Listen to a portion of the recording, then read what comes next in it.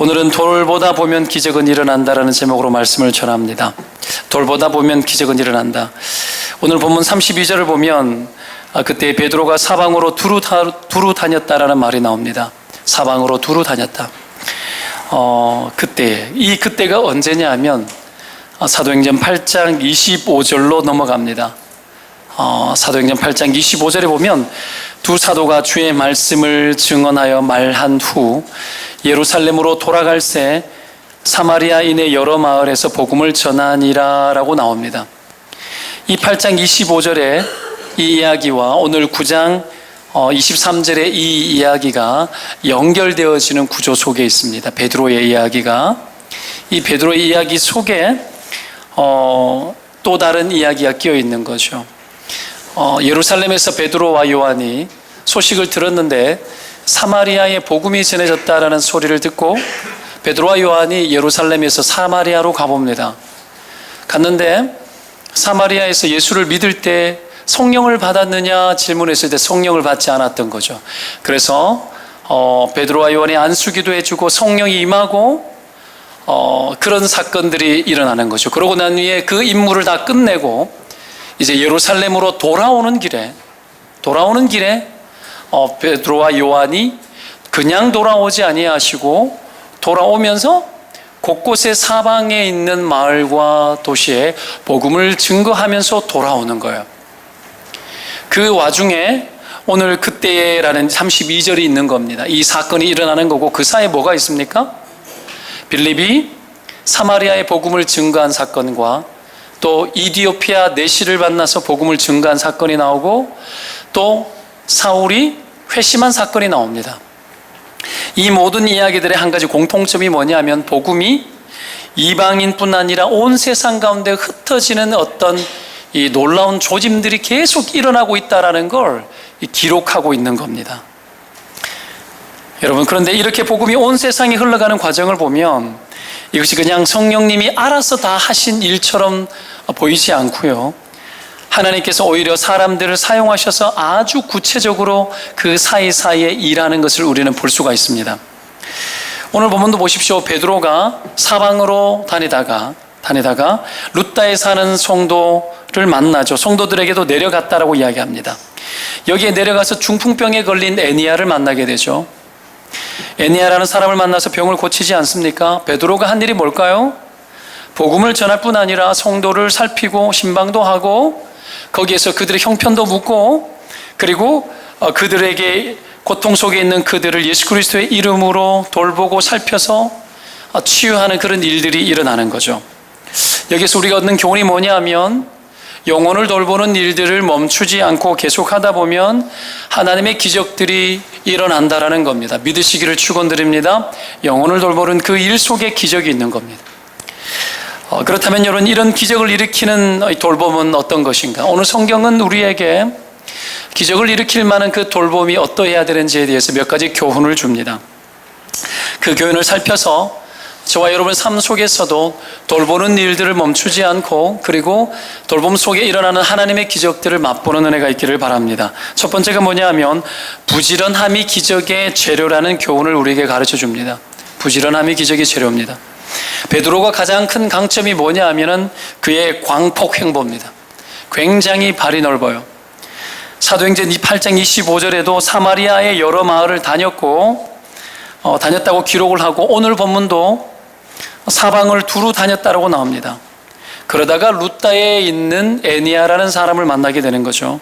이 루다가 어디냐 하면 사마리아와 유대 이 지방의 중간쯤 된다 생각하시면 돼요. 방향을 볼 때는 이 유대 서쪽 지역의 바다가 인접해 있는 도시쯤 됩니다. 이곳에서 이미 이방인들이 많이 예수를 믿었고요. 그리고 애니야 같은 경우에는 아마 추측컨대 헬라파 유대인으로 봅니다. 헬라어를 쓰는 그리스 문화권 안에서 그리스어를 쓰는 유대인이죠. 유대인. 그 유대인인데 애니야라는 이름이 그래서 헬라식 이름이에요. 이것도 보면은 이미 베드로가 복음을 증거하는 그 상황 속에 보면 이미 이방인들에 대한 복음이 전파되고 있다는 걸 알 수 있죠. 10장 넘어가면 고넬료가 나오지 않습니까? 이방인들에게 공식적으로 복음이 선포되는 일들이 막 일어나기 시작을 해요. 여하튼 베드로는 복음의 이 광폭 행보를 잘 하는 사람이었습니다. 활동 범위가 매우 광범위했고 그러면서도 아주 철저했습니다. 사방으로라는 말이 오늘 본문의 32절에 나오는데, 이 사방으로는 말의 원래의 뜻이 뭐냐면 모든 지역을 관통하다라는 뜻이에요. 한 지역도 빠짐없이 철저하게 복음을 증거한 거죠. 살피는 거예요. 그러다가 8년 동안 중풍병 된 이 애니아를 만납니다. 남자입니다. 8년 동안 중풍병자. 여러분, 스스로 옷도 입지 못하고 스스로 먹을 수 없고 스스로 화장실도 갈 수 없고 스스로 아무것도 할 수 없는, 여러분, 걷지도 일어나지도 움직이지도. 요즘은 그래도 세상이 좋아서 뭐 휠체어라는 것도 있고 또 움직일 만한 어떤 거동이 될 만한 어떤 기구 도구들, 그리고 이 장애우들을 위해서 만들어져 있는 편의시설들, 경사로들, 이런 것들도 좀 있고 하지만 이 2000년 전에 여러분 그 시대의 상황들은 그렇지 못했을 겁니다. 누군가를 의존하지 않으면 살 수 없고, 여러분 이런 삶을 살아가고 있는 이 애니아, 여러분 이런 사람과 함께 하고 있을 때 가족들의 삶도 만만치는 않습니다. 아무것도 할 수 없는 그를 위해서 뭔가를 해야 합니다. 저희 아버지가 장애인이셨기 때문에, 앞을 못 보는 맹인으로 평생 사셨기 때문에 그 고통이 어떤 건지 저는 압니다. 수족이 되어져야 되겠고 아침부터 저녁까지 하루 종일 이름을 부릅니다. 왜요? 의존하는 거죠. 거동할 수가 없어요. 움직일 수가 없어요. 그러니 여러분 옆에 있는 사람들이 함께 집중해야만 하는 거죠. 제가 초등학교 5학년 때 심장병 걸려가지고 그 시대에 선천성 심장병 어린이 돕기, 이 80년도 초에 전국적으로 TV도 나오고 막 생중계할 그때 여러분 저는 후천적으로 심장이 판막이 2개가 고장이 났어요. 제 심장 판막 2개는 인공 판막입니다.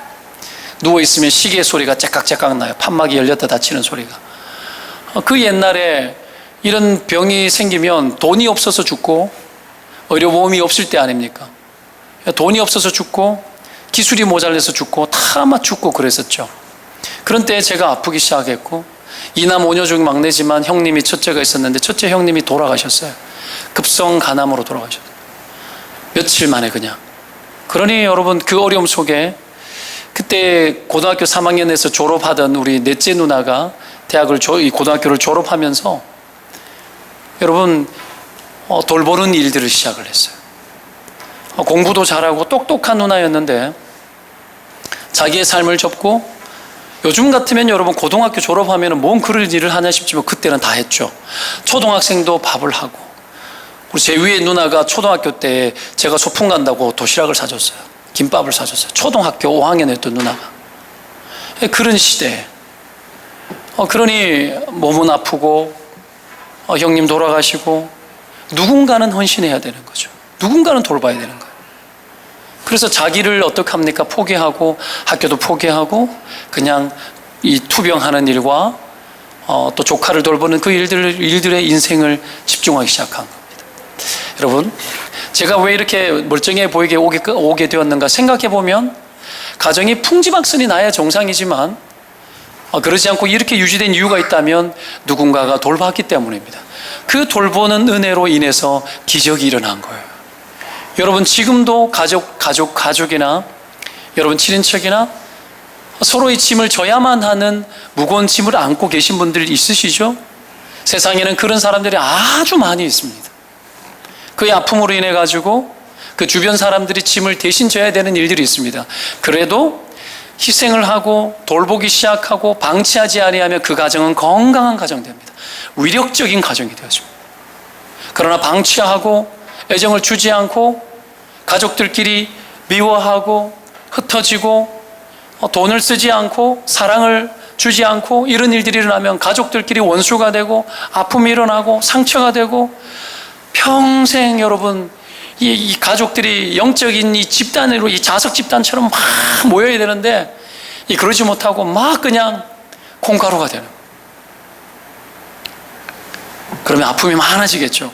그러나 누군가 희생하고 누군가 돌보기 시작하면 그 가정은 너무 아픔이 많았음에도 불구하고 강력한 힘을 발휘합니다. 저희 집 같은 경우에는 무슨 일이 터지면 막 힘을 발휘해요. 힘을 발휘해요. 집중하고. 그것이 우리 아내가 상담가 아닙니까? 당신이 비행 청소년이 안 되는 건 정말 기적이다. 어떻게 그럴 수 있는지 아내가 다 분석을 끝냈는데 당신 가족들은 어려운 일이 터지면 다 집중한다.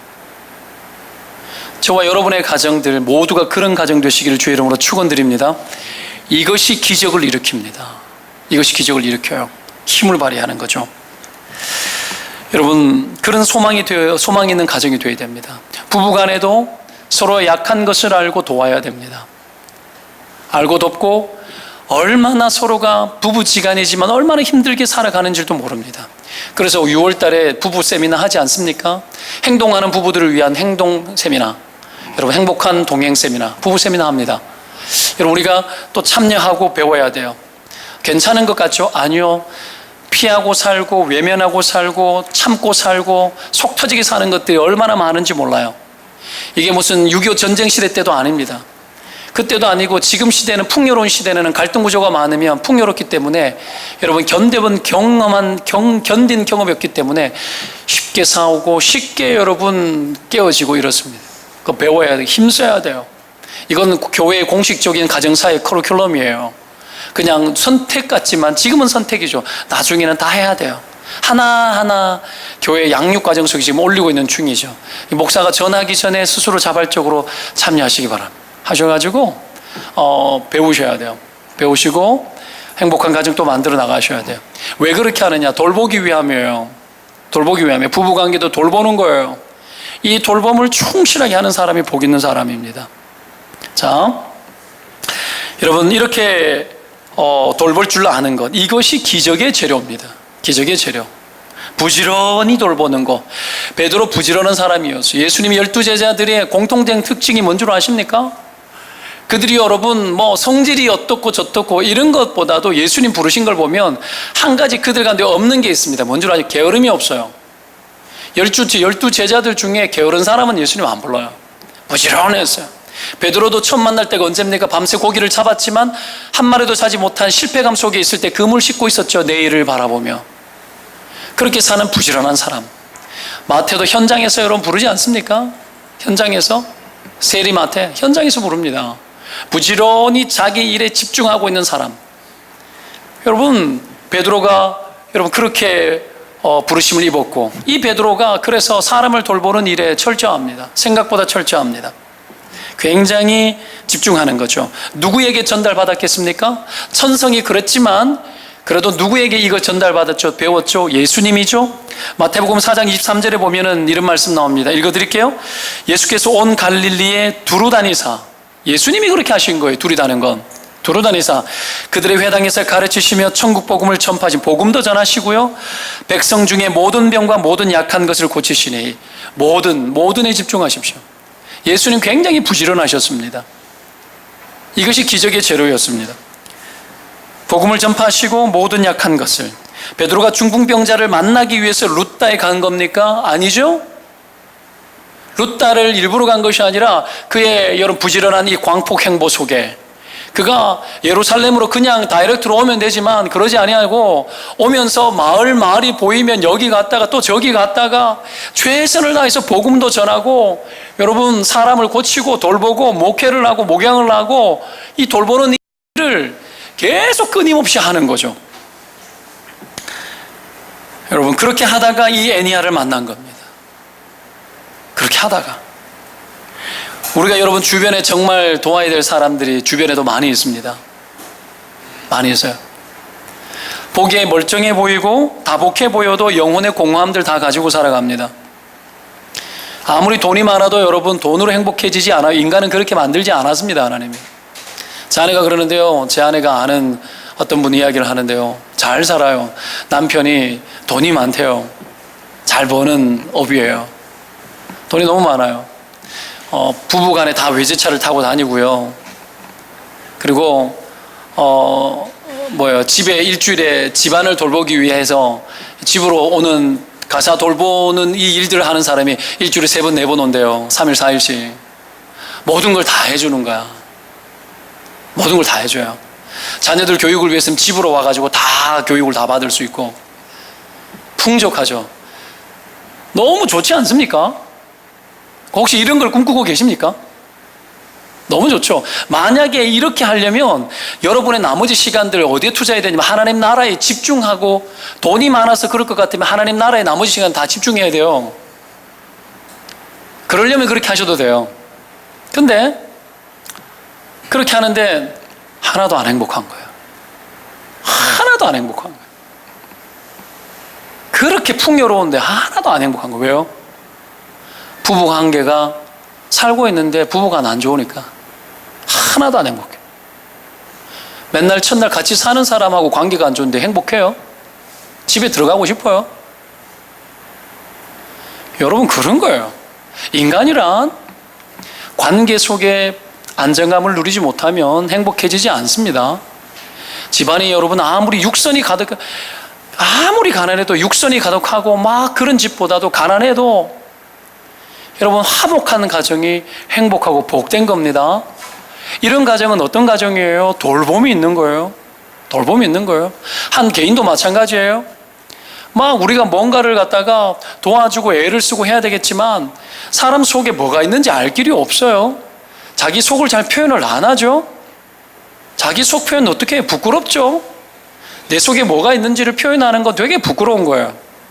그래서 여러분, 교회에서 우리가 서로 웃고 있지만 속에 뭐가 있는지 모르는 거예요. 그냥 말해주지 않아요. 그러나 부지런히 살피고 만나고 친밀해지고 하다 보면 어느 순간 자기 속에 있는 것들을 말하죠. 그때 기적이 일어나는 거예요.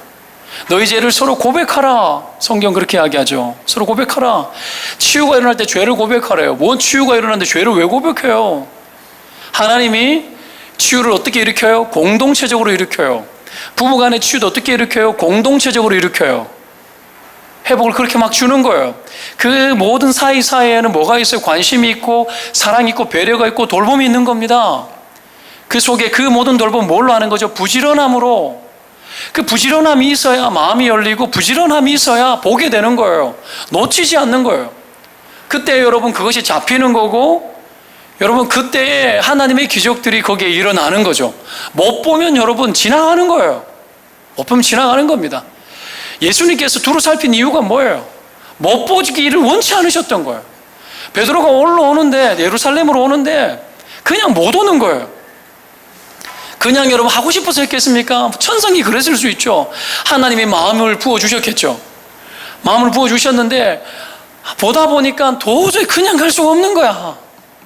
우리 인생에는 여러분 그냥 지나칠 수 없는 순간들이 많이 있습니다. 그 지나칠 수 없는 그 순간, 그 상황들 속에서 우리 눈앞에 그 상황들이 펼쳐질 때 내 안에 여러분 이 돌보고자 하는 그 마음을 가지고 살아가는 사람에게 그게 그냥 지나쳐질 수 없는 문제들이 되더라는 거죠. 그래서 여러분, 베드로가 이 부지런히 살피는 이 일에 하나님의 기적을 보기 시작하는 거예요. 저와 여러분의 인생에도 이런 기적들이 많이 일어나시기를 축원드립니다. 여러분, 이 돌봄 부지런히 살피다 보면 여러분 돌볼 것이 보이는 거예요. 누구 눈에는 보이는 겁니다. 눈이 밝아야 됩니다. 눈이 밝아야 돼요. 그 눈이 열려야 되는 거죠. 이게 첫 번째입니다. 부지런함이 기적의 재료입니다. 두 번째, 여러분 주님만이 기적의 주인이시라는 것에 대해서 확실히 믿어야 됩니다. 주님이 모든 기적의 주인으로 계시다는 거 믿으셔야 됩니다. 33절에 애니아라 하는 사람을 만남에 그는 중풍병으로 침상 위에 누운 지 8해라고 이야기합니다. 누가가 의사 아닙니까? 의사의 눈에 여러분 8년 됐어요. 이 말은 어떤 의미죠? 끝났다는 얘기예요. 끝났다. 상황 종결이라는 뜻입니다. All stop. 끝난 거죠. 지금 시대도 여러분 중풍이라는 것이 금방 고치지 못하면 지금도 못 고치죠. 그렇죠? 옛날에 시골에 집집마다 또 가면은 뭐가 있는 줄 아십니까?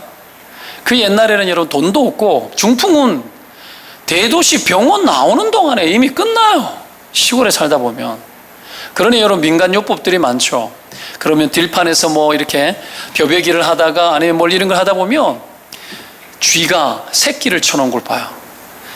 그 빨간 쥐, 털이 하얗게 솔솔솔 났을 때 이 쥐를 잡아다가 여러분 소주병에다가 옛날 이옵 소주 있죠? 소주병 뚜껑 열면 거기다 쥐를 넣어요. 거기다 넣어가지고 그 쥐는 깨끗해요. 넣어가지고 담아놔요. 1년, 2년, 3년 묵혀요. 그걸 여러분, 저도 큰 집에 갔을 때 그 뒤안에 이 집 뒤쪽에 가면은 그 뒷들 왜 이 시래기 막 삶아 넣고 막 내려오면 뱀도 막 이렇게 막 돌아다니고 막 그런 곳 아닙니까? 그 밑에 보면은 먼지가 풀풀 쌓여가지고 뭐 병 같은 게 있는데 집집마다 여러분 그 소주 안에 쥐수를 담궈 놓은 거예요. 이거 언제 마시는 줄 아십니까? 중풍이 탁 터지면 그 순간에 마셔야 돼요. 민간요법 중에는 굉장히 효과가 좋다고 옛날에 믿거나 말거나처럼 보일지 몰라도 실제로 효과가 좋은 걸 알아요. 아까 일부 예배 끝나고 나니까 이현종 원사님이 그 말씀하시더라고요. 자기 시어머님이 중풍으로 쓰러지셔서 똥오줌을 다 받아내셨다고. 생긴 건 그리 안 생겨가지고 굉장히 막 이렇게 열심히 애를 쓰셨어요. 그때 하시는 이야기가 그 쥐수를 먹이려고 했었대요. 사실 거기에는 자기 오줌을 넣어서 받아서 이렇게 해요. 근데 그걸 받아들일 수 없는 거죠. 뭐 그런 이야기를 해주시더라고. 여하튼 all stop. 완전 멈춤 상태. 8년. 모든 것이 끝난 상태. 이제 다 체념하고 그 어떤 누구도 그 사람에게 가능성이라고 말하지 않을 때, 그때 오래된 이 문제. 여러분, 베드로는 에니야야 예수 그리스도께서 너를 낫게 하시니 일어나 내 자리를 정돈하라. 여러분, 똑같은 상황을 바라보면서도 베드로가 다르게 보는 것 아닙니까? 여러분, 베드로의 이런 다름의 능력이 어디에서 나왔겠습니까? 구별되어지고 이 다른 고백, 똑같은 것을 보면서도 다르게 말하는 것. 우리가 상황을 대처하고 바라볼 때에 여러분, 이 다름과 구별된 태도가 필요합니다. 예수 믿는 게 뭐죠? 예수 믿는 게 뭡니까? 다른 거죠? 여러분, 신자, 이 거룩한 백성 아닙니까? 이 성도, 이 거룩한 백성, 이 거룩이란 말도 여러분 구별하다라는 뜻이에요. 구별하다, 잘라내다라는 뜻에서 나왔어요. 구별된 거예요. 하나님이 우리를 구별한 거예요. 너희들은 다르다라는 거예요. 너희들은 그래서 세상에 빛이고 소금이라고 다르다 이 말이에요. 너희들은 영향력이라는 얘기예요. 세상과 같지 않다라는 거예요. 똑같은 상황을 보면서도 믿는 자의 시선은 다르다라는 거예요. 너희들은 다르게 보는 사람이라는 거예요. 어떻게 다르게 볼 수 있죠? 여러분, 모든 상황 속에 주님이 계시다라는 걸 믿고 있고 알고 있는 게 우리라는 거예요. 그리스도인이란 말이 뭐예요? 예수 그리스도를 믿는 사람, 그리스도의 이름이 들어가 있는 게 우리의 이름입니다. 그런 시선을 가지고 상황을 볼 때 다르게 보는 거죠. 저는 여러분 이 시간에 여러분에게 권합니다. 여러분의 눈이 여러분 거듭나시기를 축원드립니다. 믿음이 들어올 때 제일 먼저 달라지는 게 뭐죠? 눈이 달라져요. 상황을 바라보고 함부로 여러분 예측하지 않아요. 믿는 사람은 예측하지 않고 예언해요. 무엇을 예언합니까? 모든 상황에 주님이 계시다라는 하나님의 뜻을 반영하기 시작하면 그게 예언입니다. 하나님의 뜻이 이루어지는 것이 예언입니다.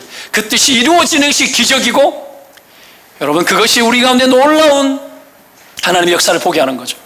여러분, 이런 시선이 여러분 가운데 열려 있습니까? 여러분, 오래된 것을 바라보면서 눈이 닫혀서 체념하고 살아가지 않습니까? 눈을 여시기를 축원드립니다. 다르게 보는 은혜가 있기를 주의 이름으로 축원드립니다. 이게 달라져야 되는 거죠. 여러분, 베드로가 이렇게 다름의 능력을 가지고 있었던 그 이유가 어디에 있었는가? 불가능한 상황을 보고도 믿음이 닫히지 않고 열려 있었기 때문에 가능한 거죠. 완전 멈춤 상태에 빠진 존재를 보면서도 그의 믿음이 열려 있었기 때문에 그렇습니다. 우리가 무슨 상황을 보더라도 이 열린 시각을 갖고 가야 되는 거죠. 그러면 이런 믿음의 시각, 열린 시각의 출처가 뭡니까? 오늘 본문은 이렇게 이야기합니다. 예수 그리스도가 너를 낫게 하신다. 이 속에 다 들어있습니다. 뭐죠? 예수 그리스도의 이름 때문이에요. 예수 그리스도의 이름. 예수 그리스도의 이름과 능력과 권능에 대하여 그는 열린 태도와 열린 여러분 믿음을 가지고 있었습니다. 예수 그리스도의 이름에 대한 능력. 믿음의 눈이 열려서 불가능도 가능으로 보기 시작하고 완전 멈춤 상태에 있는 여러분, 이 애니야를 보면서도 그 속에 꿈틀거리는 것들을 보기 시작했습니다. 이거는 애니야의 가능성입니까? 베드로의 믿음의 가능성입니까? 베드로의 믿음의 가능성이었습니다. 때문에 여러분, 믿는 사람은 상황에 매몰되면 안 됩니다. 같은 상황을 봐도 다르게 보는 거죠. 남들 다 포기해도 여러분 포기하지 말고 남들 비관해도 낙관적으로 보는 거죠. 예수 그리스도의 이름에 힘입어 모든 상황과 모든 순간에 하나님의 뜻이 이루어지는 낙관적인 태도를 갖는 것이 예수 그리스도의 사람의 근본적인 태도입니다. 여러분 안에 들어와 있는 부정이 무엇입니까? 우리의 예측이 뭡니까? 우리의 계산 안에 판단 끝내고 계산 끝내고 그 어떤 믿음의 접근도 하지 못하도록 여러분 닫아놓은 우리의 여러분 이 위험한 일들이 무엇입니까? 8년 된 게 뭡니까? 오래된 게 뭡니까? 여러분 거기에 믿음의 눈을 열고 다시 바라봐야 돼요. 적어도 낫고 안 낫고 죽고 살고의 문제가 아니라 하나님의 뜻이 이루어지고 이루어지지 않고의 문제는 있는 겁니다. 적어도 예수 이름의 권세 앞에서 그 상황들이 모든 것이 합력해서 선이 되어지는 역사들이 있고 없고의 문제는 여러분 우리가 반드시 취해야 될 태도입니다. 여러분 이런 어떤 베드로의 믿음이 열린 시각이 그의 생애를 통해서 수많은 사람을 일으킨 거죠. 오늘도 베드로가 그 예수 그리스도의 이름을 선포하는 것 아닙니까? 애니야야, 예수 그리스도가 너를 낫게 한다. 이제는 뭐란 얘기입니까? 지난 8년 동안에 기적을 기대했던 그릇된 것에 기적을 기대했거나 다른 것에 기적을 기대했거나 아니면 기대하지 못했거나 이 모든 접은 상태, 완전 포기된 상태, 잘못된 상태에서 아니야, 이제는 예수 그리스도가 너를 바꾸기 시작하고 너를 변화시키기 시작할 거라는 거예요. 여러분 가정의 변화도 누구를 통해서 일어납니까? 예수 그리스도입니다. 예수 그리스도입니다. 온 세상의 변화도 누구를 통해 일어납니까? 예수 그리스도십니다. 왜요? 그분이 온 세상의 주인이기 때문에 그렇습니다. 주인이 해결합니다. 내가 해결하지 않습니다. 그래서 믿음의 주 온전케 하는 예수 그리스도를 바라보라고 한 겁니다. 믿음의 주인 되신 예수 그리스도가 온전케 하는 겁니다. 그분을 바라볼 때에 그분이 일하시는 겁니다. 여러분 이런 믿음의 눈을 여시고 모든 상황들을 처해진 상황들을 바라보기를 바랍니다. 그랬을 때에 그의 인생이 멈춘 인생이 아니라 움직이는 인생으로 보이기 시작한 거죠. 여러분 때문에 우리가 예수 그리스도의 이름의 능력에 늘 집중하고 살아가는 사람이 되어질 때에 희망도 보게 되고 용기를 주는 존재도 되어지는 겁니다. 이게 권세입니다. 예수 믿는 권세가 이게 다른 거예요. 뭐 얼마나 다르겠어요? 돈 가지고 이야기하면 여러분 하나도 여러분 이야기할 게 없죠. 그러나 여러분 권세가 다른 거예요. 권세가 다른 거예요. 완전히 다른 겁니다. 불가능을 가능케 하고 모든 멈춘 상태에서 하나님의 어떤 일으키는 역사를 여러분 시도하는 것이 예수 믿는 자의 이 권세라고 저는 확실히 믿습니다. 여기서 우리가 한 가지 중요한 사실 하나 또 배워요. 베드로의 이런 태도, 권세 있는 태도를 통해서 하나 배우는 게 있는데 그게 뭐냐면 당사자 개인의 믿음과 상태도 굉장히 중요하지만 주변에 함께한 사람들의 믿음이 강력한 영향력을 미친다라는 거예요. 함께한 사람. 완전히 멈추어진 존재들에게는 더더욱 그렇습니다.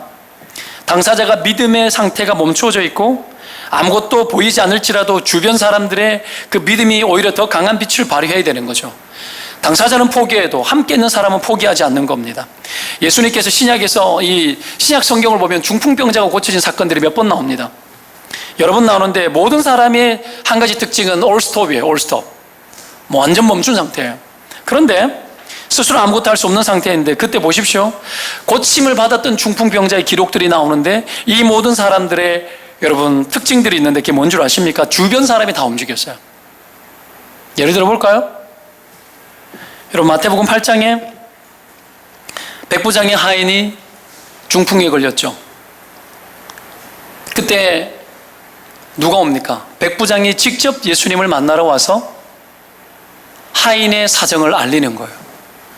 내 하인이 고통 중에 있다는 몹시 괴로워한다라는 겁니다. 그래서 주인이 직접 나서기 시작하는 겁니다. 이 일도 놀랍죠? 그가 낫게 됩니다. 또 한 번은 한 중풍병자를 4사람이 침상에 메워가지고 들것에 실어가지고 지붕을 뜯고 막히니까 지붕을 뜯고 내리지 않습니까? 그 중풍병자를 보고 고쳐주셨습니까? 아니죠. 그와 함께 했던 친구들의 믿음을 보고 고쳐줬죠. 그렇게 한 겁니다. 여러분, 진짜 기적이 없는 이유가 뭘까요? 기적이 없는 진짜 이유가 뭘까요? 멈춘 자들과 함께 같이 멈추기 때문에 그렇습니다. 멈춘 자들과 함께 같이 멈추기 때문에 기적이 멈추는 겁니다.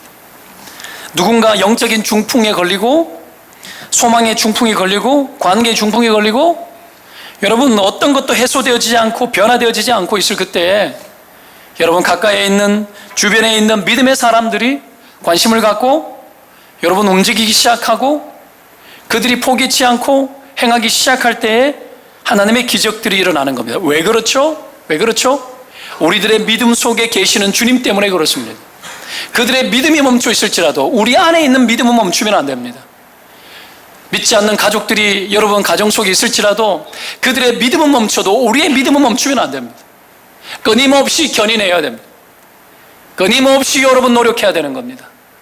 신앙에 여러분 체념하고 있고 멈춰 있는 영혼들, 위험에 빠져서 마귀의 속임에 빠져가지고 여러분 수많은 사람들이 거짓에 속고 거기에서 멈추어서 자기 인생의 경영을 하나님께 맡기지 않고 자기 본능에 의존하고 살아가고 막 살기도 하고 시험에 빠져서 은혜가 여러분 은혜의 상태가 두절되어지고 하나님을 향하는 마음들이 끊임없이 멈추어지게 되고 온갖 상태에 펼쳐지는 일들 앞에서 여러분 그 어떤 낙관도 할 수 없으면서도 낙관을 하면서 잘해보려나 이를 악물고 막 살아가는데 그것이 여러분 그 어떤 우리 영혼의 유익이 없고 그 어떤 가능성도 그 속에서는 일어나지 않습니다. 한 번은 제가 청년부를 감당하고 있을 때 과거에 어떤 청년 하나가 키가 저보다 더 커요. 멀때같이 생긴 청년이 이렇게 왔어요. 문을 여는데 이 사역자실 문 앞에 있는 거예요. 무슨 일이냐 만나서 이야기를 하는데 눈물을 줄줄 흘리는 거예요. 줄줄 흘리는 거예요.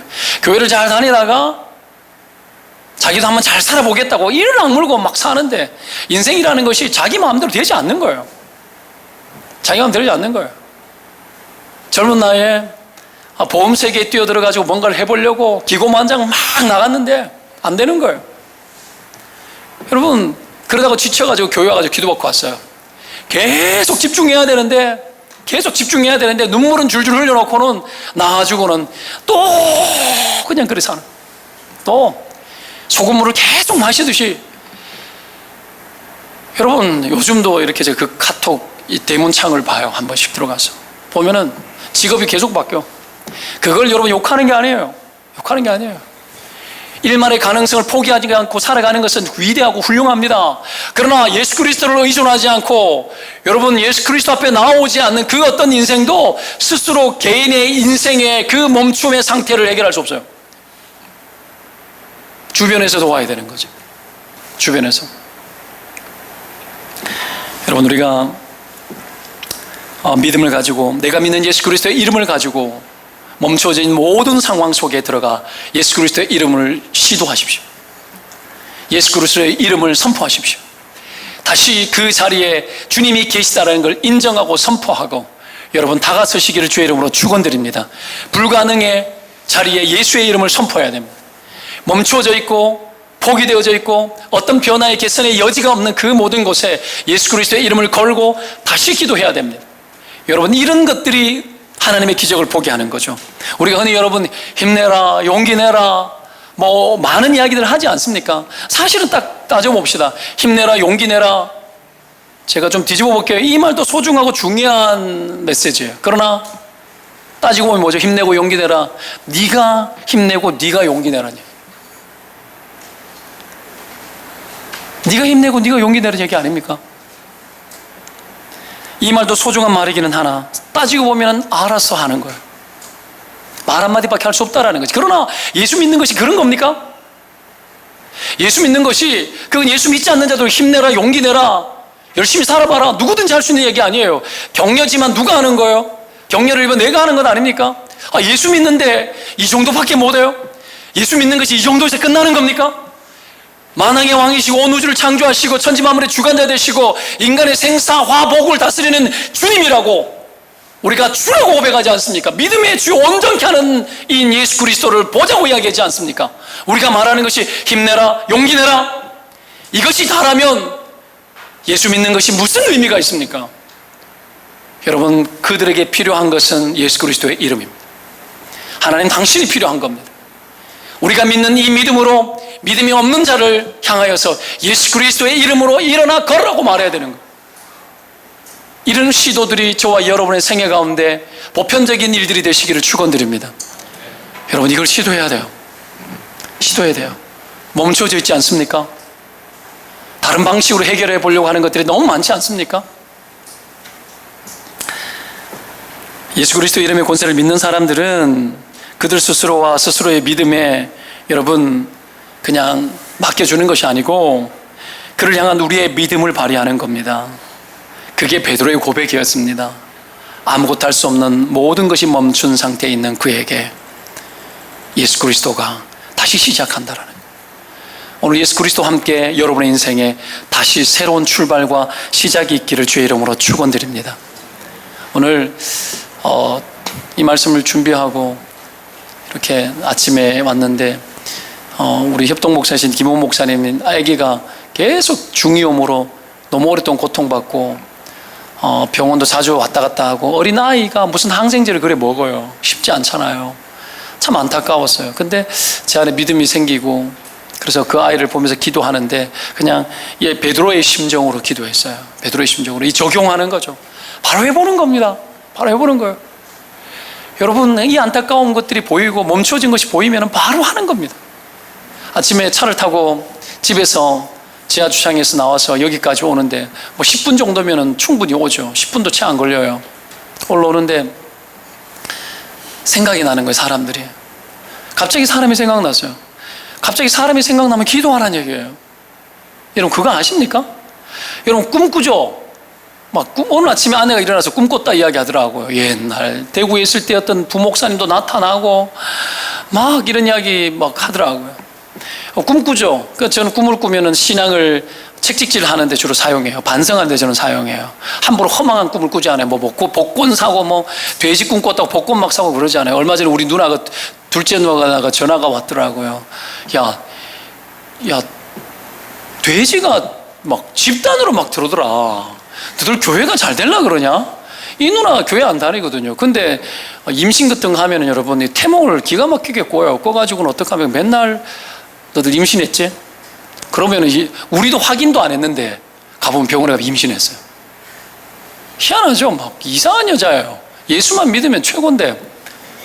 하여튼 돼지 꿈 꿨다 그러면서 근데 너들 가족들이 다 써있는데 너들 집으로 다 들어가더라는 거야. 그러니까 제가 아마 잘 될 것 같아요. 아무래도 잘 될 것 같은데. 하여튼 여러분, 생각나면 기도해야 돼. 하나님이 그렇게 하는 거예요. 지하주차장에서 올라오는데 갑자기 교회 우리 팀장들도 생각이 나고 하면서 예전에 1년여 전에 우리가 이 교회를 개척했을 때 잠시 섬기다 가신 분도 생각나고, 그리고 지금 계신 분도 생각이 나고, 석 달간 예배만 드려줬다가 오다가 가신 분들도 생각나길래 뭐겠어요? 바로 기도하는 거예요. 운전대 몰고 오면서 하나님 아시죠? 그 가정에 이런저런 사정이 있습니다. 주님 기억해 주시고, 주님 거기에 주님 계셔 주십시오. 주님 회복 주십시오. 짧았지만 여러분 막 뇌리를 스쳐 지나가듯이 여러분 바바바바 기도하시는 거 아시죠? 여러분 그렇게 기도하는 거예요. 기도하는 거예요. 하나님이 여러분 그런 일들을 통해서 하나님 나라를 돌립니다. 그런 기도를 하나님 요청하시고, 그런 감각들을 통해서 우리의 믿음의 감각이 움직이고, 우리의 믿음을 통해서 여러분 멈춰져 있는 그들에게 뭔가 움직임을 반영하는 것이 하나님의 나라입니다. 여러분, 나의 믿음, 그들의 믿음이 아니고 우리의 믿음으로 돌리신다는 걸 믿으시기를 축원드립니다. 멈춰져 있는 그들을 바라보고 우리의 믿음이 움직여야 되는 겁니다. 오늘 베드로가 그래서 그 역사의 주인공이 된 겁니다. 말씀을 정리하면서 우리가 예수 그리스도의 이름의 능력을 믿고 살아갈 때 어떤 상황 앞에서 성령이 주시는 확신 같은 것들이 어떤 때 들 때가 있습니다. 하나님의 말씀을 깨닫기도 하고, 여러분 생각이 날 때도 있고, 조금 전에 제가 말씀 이야기 차 몰고 나면서 생각났던 것처럼 생각이 날 때가 있어요. 성령의 사람이 성령의 사람이 나는 생각이 여러분 그거 다 하나님의 뜻을 이루기 위해서 생각나는 거죠. 내가 육신의 본성에 충만해가지고 살아가면 죄 짓는 것밖에 생각나지 않죠. 그러나 여러분 영의 사람이 되고 우리가 여러분 육의 사람이 아니라 영의 사람으로 살고 믿음으로 살고 살아가면서 내 상황 앞에 펼쳐지는 일들이 있고 그리고 나에게 하나님 주신 아이디어와 생각이 있고 그럴 때 해야 될 게 뭡니까? 해야 될 게 뭐겠죠? 우리에게 주신 예수 그리스도의 이름의 권세를 사용하여 뛰어드는 겁니다. 뛰어드는 겁니다. 베드로가 그렇게 순종을 했죠. 그렇게 순종했을 때에 즉각적인 기적이 일어납니다. 34절에 곧 일어난다고 이야기합니다. 우리가 기도를 하다가 성경을 보다가 아니면 성령의 감동에 의해서 어떤 것에 붙잡혀서 여러분 우리 앞에 나타나는 그 일들을 볼 때에 그냥 지나가면 안 돼요. 찰나를 지나가지 말고 멈춰야 됩니다. 멈추고 그를 향하여서 예수 그리스도의 이름을 선포해야 됩니다. 기도해야 되는 겁니다. 여러분 이 대한민국 땅도 이 조국 대한민국과 예수의 이름으로 일어날지어다 하고 외쳐야 돼요. 여러분 직장 생활하는 그 직장도 예수의 이름으로 일어날지어다 외쳐야 되는 겁니다. 아침에 여러분 이 직장의 문을 열고 들어갈 때 여러분 외쳐야 됩니다. 과거에 제가 교목을 할 때 한 몇 년 할 때가 있었는데 교목이면 여러분 학교 교문을 열고 들어갈 거 아닙니까? 교문을 열고 들어갈 때 제가 그랬어요. 들어가면서 하나님 이 땅이 여호와의 땅입니다 외치거든. 하나님이 주인입니다 라고 외치고 들어가. 주님이 이곳에 계십니다 외치고. 기독교 학교인데 들어갔는데 교장도 교사도 아무도 목사를 보고 인사를 안 해요. 막 속 터지는 거죠. 여러분 그래도 주님 거기 계십니다 외치는 거예요. 여러분 억장이 무너져도 그 자리에 주님 계십니다 외치는 거예요. 주님 계셔서 일하십니다 외쳐야 되는 거예요. 자녀를 보고 속이 터지고 아내를 보고 속이 터지고 남편을 보고 속이 터져도 하나님의 딸입니다 하나님의 아들입니다 주님 이 자리에 계십니다. 여러분 이 혼의를 가지고 다시 시작하시기를 축원드립니다. 여러분 하나님의 기적이 일어날 겁니다. 어떤 경우는 눈물도 흘리고 우리 계속 집중하다가도 기도가 끝나면 우리의 결단도 끝나고 여러분 눈물이 마르면 그 자리에서 다 끝난 것처럼 그렇게 막 살아가지 말고 다시 여러분 성령이 말씀하시고 감동을 줄 때에 여러분 우리가 하나님의 백성으로 믿는 자의 권세를 가지고 예수의 이름 자체의 권세가 있는 줄로 믿고 다시 우리의 현장 속에 모든 멈추어지고 포기되어지고 체념되어지고 접근되어지지 않고 오래된 그 어떤 것을 향하여서도 나아가서 다시 이 말씀을 외치는 겁니다. 오늘 이렇게 했을 때에 애니야가 일어났습니다. 그러나 오늘 진짜 기적이 무엇인지 성경은 보여줍니다. 35절 말씀 읽겠습니다. 같이 읽겠습니다. 룻다와 사론에 사는 사람들이 다 그를 보고 주께로 돌아오니라. 진짜 기적이 뭐죠? 베드로가 병을 고쳤는데 사람들이 베드로에게 가지 않아요. 누구에게로 돌아갑니까? 주께로 돌아가네. 우리가 왜 돌봄이 필요하고 그 예수 이름의 권세를 가지고 사람을 바라볼 때에 그들에게 예수 이름이 필요하다는 걸 알고 그들에게 왜 예수 이름으로 예수 이름의 주권을 선포하고 우리가 왜 돌보고 기적을 일으키는 도구로 왜 우리가 들어갑니까? 우리 잘 되라고요? 교회 부흥하고 아니면 여러분 뭐 우리가 이런 일을 행해가지고 우리의 이름이 세상 가운데 높아지고 뭐 그런 거요? 아니요. 성경은 이야기합니다. 다 주께로 돌아가니라. 우리가 그렇게 살아갈 때에 그들은 주께로 돌아가게 됩니다. 우리 안에 기적이 일어나기 시작할 때에 그 기적으로 인하여서 사람들이 주께로 회복되어집니다. 여러분 진짜 기적이 뭘까요? 하나님께로 가는 거, 주님께로 돌아가는 거, 주님 품으로 돌아가는 거, 이것이 진짜 기적입니다. 저와 여러분들이 그런 기적의 주인공들이 되시기를 주의 이름으로 축원드립니다. 기도합시다. 여러분,